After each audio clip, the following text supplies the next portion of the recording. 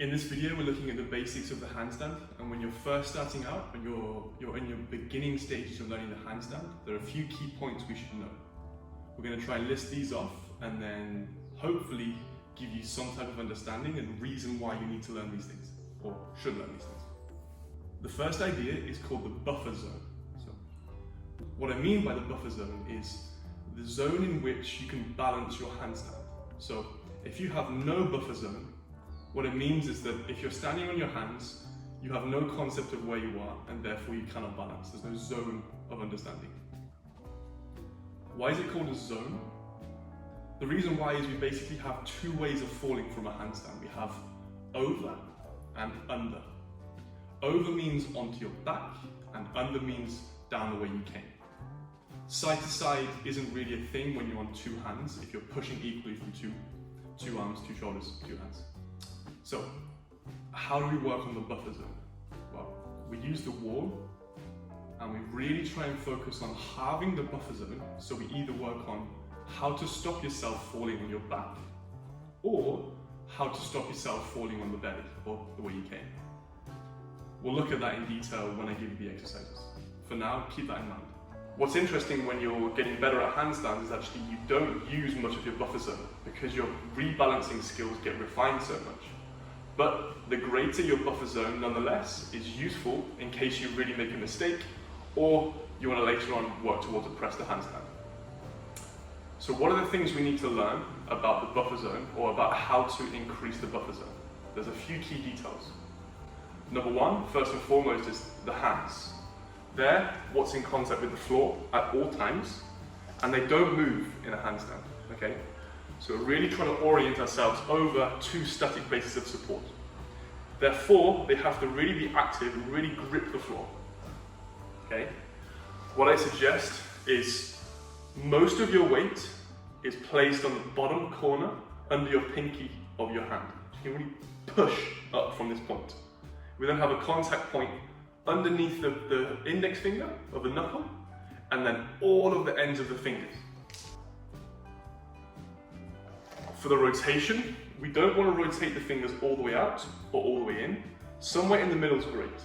I like to have my index fingers pointing forwards.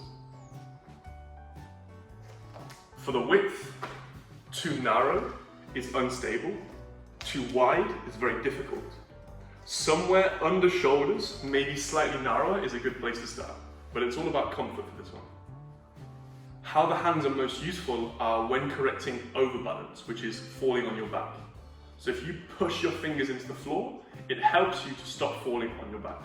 I can show you by standing up. So, because it's a handstand, it's in reverse. So the belly is actually the back, and the feet are actually the hands.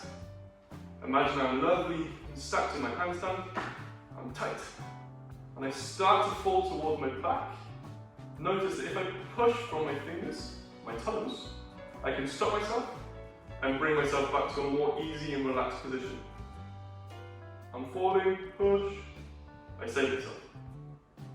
Same thing in the handstand. So the next thing is, after the hands, is the shoulders. So obviously the hands are more or less balancing us. The shoulders are stabilizing us, so they're holding us up. So they are what we're doing with our hips when we're standing up, okay? Because everything's upside down. How do we do this? The most easy thing to think about is pushing up taller, but with a key detail is you don't really want to move the shoulders in space. So a really important key point here is if the shoulders move a lot in space, you're basically pulling the supports from the bottom of the Jenga block tower, okay? What I mean by this is, again, if I'm standing, I'm in a lovely position. If I start to wobble my hips around, it's very difficult to balance, and it affects everything else above the hips, okay? So if the hips move, everything else moves with it. The same thing in the handstand.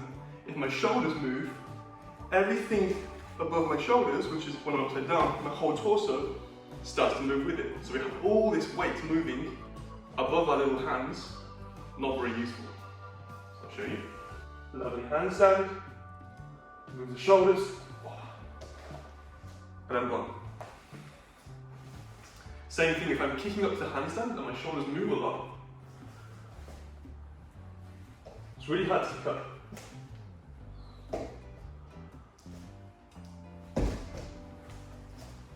Why? Because my center of mass, around about between my belly and my hips, moves because of my shoulders. If my hands are stuck to the floor and they don't move, and my shoulders don't maintain that mass over my hands, there's no way I can balance the equation. There's no way I can balance the handstand.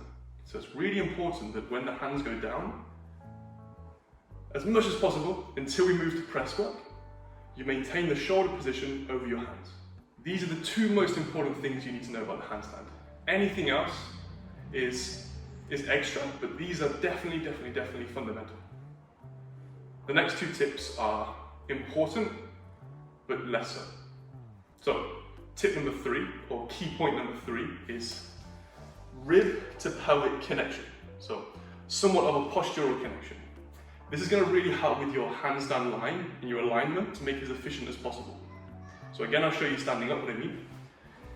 If I connect the front line of my pelvis and the bottom line of my ribs and bring them together, I have a nice flat back and a solid torso position. And if I hold that tension between them, I have very little chance of wobbling, like this. Okay? We don't want to have this in the handstand. Try balance Jenga blocks made of jelly. Not really. So if I maintain this, even if I start to wobble, I have a chance to balance from my hands, which are my feet. If I don't maintain this, my mass moves outside of my basic support and I lose. So I show you upside down. Solid connection.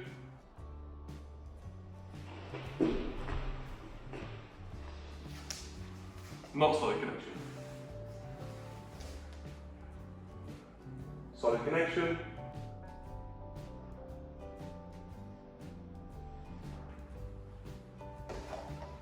Not solid connection. You'll notice here that as soon as I lost that connection, my legs also lost the connection. So the fourth and final point is legs. Now, obviously they're kind of floating in space and it's really hard to know A, where the legs are, B, how to hold them tense because you've got nothing to push or pull against. So what can we do? I'm wearing a long sleeve top for a reason.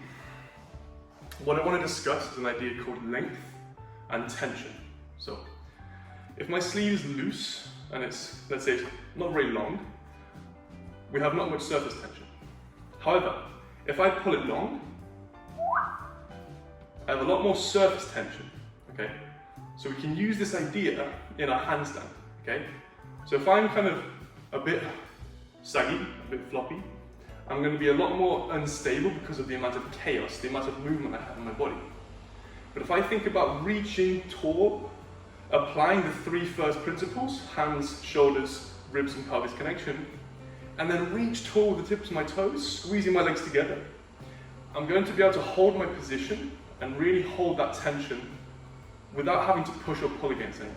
And I think about, for me, that the ceiling is just out of reach from my toes, and there's a plumb line from the tip of my toe all the way through my body, through my nose, to the point on the floor that I'm looking at. And this is somewhat where my center of mass is on the floor, or my center of gravity is on the floor. So like I said at the beginning, these last points are not critical because if I flop my legs, I can still balance the handstand. The reason why is because if you watch my hands and my shoulders, I still have somewhat of control. However, for a beginner,